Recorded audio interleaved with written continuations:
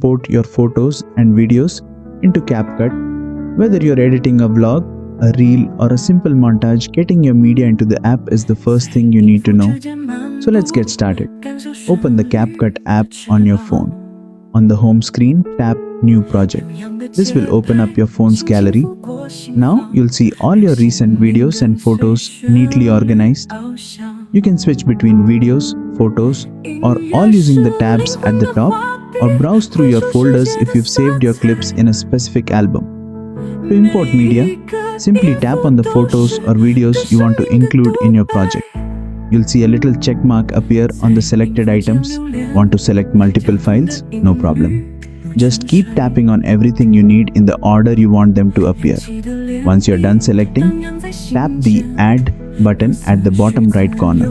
And just like that, CapCut brings all your selected media directly into the timeline, ready for editing. You'll see your clips in the order you picked them. So if you want a specific sequence, make sure you select them in that order. From here, you can start trimming, adding music, text, or effects. Everything we'll cover in upcoming lessons, and that's how simple it is to import your media into CapCut Mobile.